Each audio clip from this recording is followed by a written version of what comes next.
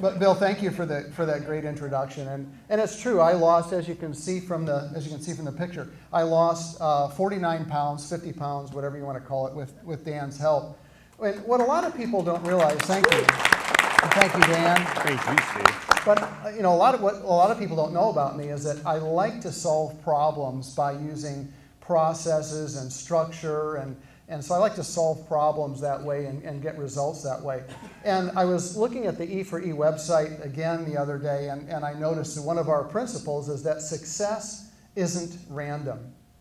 So as I had success in this weight loss, I began to think, are there principles that I can extract from this situation that could also apply to other areas of life or business? And as I thought about this, I found that there are 7 principles that I'd like to share with you. And so I'll share those principles and I'll share my story.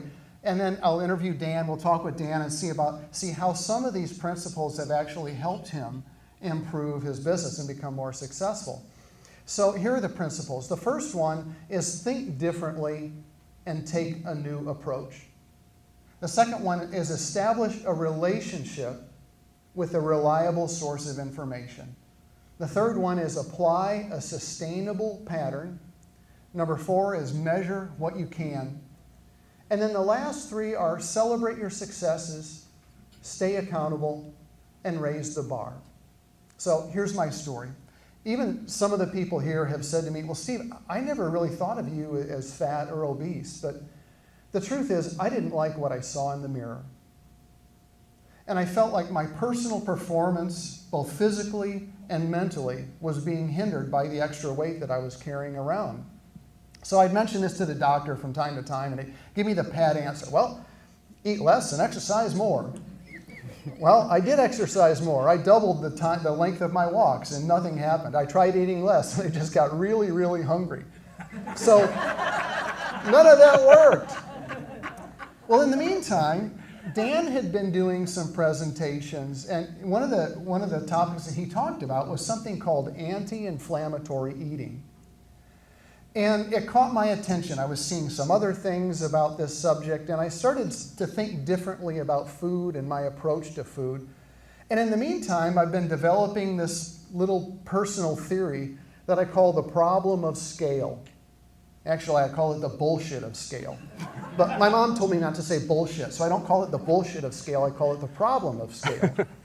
And it has something to do with this, that when something is developed, either for business or general public, when something is developed for mass appeal, a lot of times there's a cookie-cutter approach taken. Or sometimes there are things that are introduced that are not constructive, or sometimes even harmful. And Dan, can you talk for just a minute about what that means in the food industry and what's happening in the food industry? Thank you, Steve, and thanks so much for the kind words. So we see this in the food industry, that the economies of scale, or BS of scale, are built in to produce the most food at the least price. And so what ends up happening is we have gains in the bottom line, but also gains in our bottom, often as a result of this.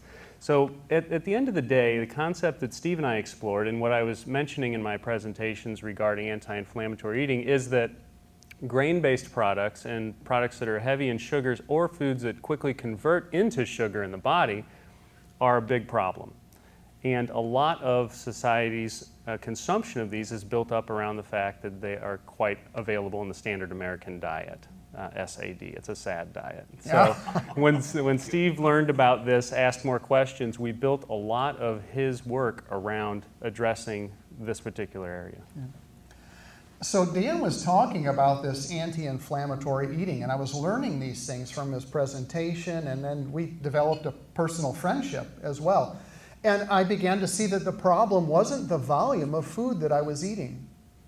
It was the kind of food that I was eating. And so I established a relationship with Dan, and I didn't just want a book or a set of videos. I wanted a person who could help me walk through a plan. And Dan had a plan. He has a plan. And there were 2 aspects to this plan. There was the activation phase, and there was the maintenance phase. The activation phase is a very strict form of eating, and then maintenance was a little bit more normal, but different than what I'd been doing. And he recommended a book to me that had all these strict guidelines. And I began to recognize, I saw this, I looked at this book, and I said, I see that I have some of my own limitations here. I could see where I could jump into this, and I could maybe sustain it for 2 or 3 weeks, but then I don't know if I'd even like this food, or where do I shop for some of this stuff? I don't know. So what I did was I flipped it around. I incrementally achieved the maintenance phase, and I did it without having to shop in weird places or eat food I didn't like. And so I achieved this steady state of the maintenance phase, and then we put the hammer down. So we did the activation phase. And so what happened was the weight just started peeling off. I was losing 1 pound and 2 pounds a day. I couldn't believe it. Dan had said to me, well, we can probably get 20 pounds off. Yeah, right. So anyway, the weight started peeling off. And what I was doing, I was measuring just about everything I could. I was measuring the volume of food, the weight of food, the kind of food. I was measuring my own weight. Whenever I'd come into your office and we'd have a conversation, we did a urinalysis. And so like I said, the weight was just peeling off.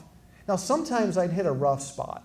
Maybe I'd get weak or something would happen where I just didn't understand what I needed to do. And this is where a relationship with a reliable source of information comes in handy. If I didn't have the relationship with Dan to turn to him and say, Dan, how do I work through this hard spot? I probably would have just given up. So what happened also was that I needed a cheerleader. My wife, Sharon, some of you know her, but my wife, Sharon, is a great cheerleader. So whenever I'd hit a goal, wahoo, and just about every day there was some kind of celebration because I was losing weight. And then I stayed accountable with Sharon and with Dan. So there was that accountability factor. And then every time I would hit, say, a new 5-pound goal, I was just amazed. I said, well, let's keep going. Let's raise the bar. So once you hit a goal, raise the bar. So that's the story. And I had my waistline, my jeans were a size 40. And I'm getting to now where I probably need about a 32. So it's been a great ride. But Dan, let's talk about these principles and how some of these relate to your business. First, give us a thumbnail sketch of what your business is all about, what your practice is about, and give us some facts about the success you've been having recently. Absolutely. Thank you, Steve. So my business, I've been in business now for 7 years, and my business is set up around holistic wellness. So as a doctor of chiropractic, I practice both chiropractic adjusting and acupuncture, but do a lot of work with individuals to develop wellness plans. So we address customized solutions for challenges they might have in their lives. So when my friend Steve came to me, his goal was to tighten up, trim up a little bit, and lose some weight. We established this customized plan for him. My business has grown tremendously in the last 2 years, and I'm going to give you a quick sketch of how that's worked in light of the 7 points that Steve's talked about here. Specifically, the top 2 for me were establishing relationships with experts. That's Bill Pernot and the experts, if you've heard their greatest hits. And the second component is being willing to change, okay? And so the establishment of these experts, I'm just going to do a shout out to a few of these experts, and please raise your hands as we go. So we started, Bill and I began meeting, Ann Pernot and I met, Steve Smart and I met, Cynthia Carell and I met, she recommended, and I met with Karen Libby, and Judy Ryan and I then met. And now Kathy Sexton and I are doing work. So you can see that I don't fly alone. That's great. The beautiful thing is, though, early on in the process, Bill and I were doing some coaching. And the coaching early on, I think if I were in Bill's shoes, I would have given me a round to it upside down the head. But he very gently helped me to establish the areas in which I needed help from the outside. Okay, and setting up this team of experts to work with was invaluable for me. I mean, as a solopreneur, and many of you that know me know that I take great pride in delivering exceptional patient care. So I'll lock myself back in the room, and I'm one-on-one with the patient, and that's my entire focus. But there was a whole lot more going on in my practice than just what was happening back there. And beginning with structuring a process of, having a consistent hiring program, and I've got 2 wonderful assistants right now. Joan Young sits over here. Thank you, Joan. She's a chiropractic assistant for me. And I'm lucky enough to have her daughter, Leslie, working for me also, and she's my office manager. So we had an invaluable shift when we took a structured approach to a human resources process of hiring. And who knew there was a structured way to do that? Don't fly alone, Dan. So we've just got so many ways in which this has been helpful. In terms of measuring consistently, a third point I'd like to discuss that was so helpful for Steve and also for me, looking back at these measurements, and now Leslie, my office manager, actually takes care of most of those measurements for me and reports to me, I can say that in the last year, we've seen a 73% gross increase. Awesome. That's awesome. That's awesome. And that's not flying alone. That's the greatest hits from Bill and the experts. Dan, how much of that had to do with taking structure and appreciating structure as opposed to just being haphazard and random? Yeah, thank you so much for that. So in my treatment of patients, structures, I'm very familiar with structure. And as a chiropractor, I'm very familiar with structure. But the structure of my practice itself as a business and working on my business rather than just in it was something that really had evaded me. So the early work that Steve and I did had a lot to do with visioning, creating a structure around that, and actually looking at processes. Well, sure, I have processes. And then I realized I was lacking in many areas. So the structured approach was huge, and that just comes so natural to Steve.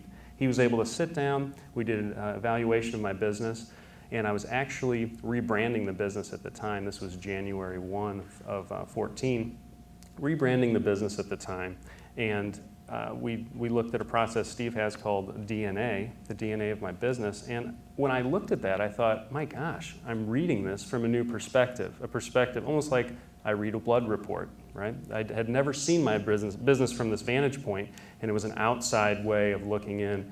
The structure has made all the difference there. Super. So Dan, what about measuring? I don't know if we've talked about the dashboard concept. I think I've talked with you about the dashboard. Yes. If you're going to go to Chicago, you want to know how much gas you have and whether or not you're going to arrive at your destination. Tell us about what's happening in your business with respect to measuring the things you can measure. Well, this is fantastic. So the work that both Judy Ryan and Kathy Sexton have helped me with have a lot to do with understanding the processes in play there, and then also the strengths of the human resources we have in my 3-person team. We're almost as big as Amazon. It's close. So when we look at the dynamics that exist there, it was amazing for me when we did some personality evaluation. We found out that Joan and I are like brother and sister in terms of our similarities, and then Leslie adds a great counterpoint to that. So it was incredible to understand that the commonalities and personalities make for great communication, but then having the strength of a third person to offset that and understanding that process. So yeah, the processes of evaluating the business and getting a dashboard view of what was going on, I saw things in a whole new light after evaluating like that. Yeah. Well, thanks, Dan. I think we're probably about out of time. And so let's open it up for some questions. Who has some questions about either, John, what question do you have? I'm just curious when you talk about it. Yeah, so the question is about anti-inflammatory eating. Can you give some examples of foods that are anti-inflammatory or otherwise? Sure. So I'll give you a couple categories. So inflammatory foods would be anything that causes a rapid rise and resultant fall in your blood sugar. If we look at controlling glycemic response, that's the term. Glycemic response is how quickly a food causes your blood sugar to spike, and then there's always a resultant valley, right? So when we look at inflammatory foods, these are foods that are high in sugar or quickly convert to sugar in the body, okay? So baked goods, for instance, are a double whammy because there's often a high sugar content in there, but then there's also high grain content so that those grains are quickly converted into energy in the body. An example of anti-inflammatory food would be a protein source like fresh caught salmon, for instance. Or chicken's fantastic, grass-fed beef. These are high protein sources. If somebody's vegetarian, this doesn't preclude this style of eating, of course, because vegetables constitute the biggest category, okay? So green leafy vegetables are very anti-inflammatory because it's like a multivitamin in a leaf. So broad categories there, but the differentiating point is how quickly the blood sugar responds, both in a spike and then the resultant valley. Other questions? Yes. Just a follow-up, are all grains alike? Are all grains alike? Wonderful question. All grains are not alike. There have been changes made to grains in terms of hybridization and some outside changes and modification to certain grains which make them more inflammatory. And there are other grain examples like quinoa, which is a grain that's indigenous to South America that has a very high protein content. That's actually an anti-inflammatory grain when it's consumed in moderation. So wonderful question, yeah. Wide variety even within the grains. But categorically, we say white flours, white sugars. These are substances that are inflammatory in nature when eaten in excess. And the beautiful thing is this isn't saying that you can never enjoy those things. If that's something that you enjoy, I do. I cheat sometimes. Yeah, well, but not too bad. So at the end of the day, you can be consuming this. It's just that on the aggregate, if you're eating in such a way that you're promoting an anti-inflammatory environment within your body, then small excursions from the plan are easily tolerated by the body. Yes. You mentioned that when you would. So the question is, what shows up in the urinalysis that you would use to look at the diet and all that? So there's many different measures that can be taken with the urine, but the basic evaluation that we looked at looks at 12 different factors. Some of the biggest components of that are the specific gravity of the urine, which actually tells us how dilute your urine is, so how well your body's staying hydrated. Another component is a ketone body, which actually is liberated. Ketones are liberated as we burn fats in our body, okay? So that's a marker that we watch. And there is a sweet spot. There is such thing as ketoacidosis, which is an excessive amount of ketone body that can show up. So we're actually monitoring to make sure you're staying in the sweet spot, or in that case that Steve was staying in the sweet spot of weight loss. Yeah, the ketones are an indicator of how much fat is being converted into energy. So question? For Dan, how has worked with you? So the question is, how working with me and my structured approach, how has that influenced your work with future patients? Well, as Steve indicated, we've become friends through this process. Yeah, I'm inspired by Steve's structure in multiple different ways, but in this case, I had a basic outline that I have used to work with patients in weight loss and other wellness endeavors. Steve's natural tendency towards a high degree of structure has made a drastic change, and I realized that I need to be providing that structure for patients when they don't naturally have it. So that was a big change that happened as a result of the work we did. Scott? I've done an anti-inflammatory difference. Yeah. I'll say this, that in spite of the results that I've got, our grocery bill is actually reduced a little bit, and I don't have to shop anywhere weird or eat anything weird, but we're out of time, and so thank you. Yeah. Thank you. Oh, sorry. Nice job. Thanks. Okay.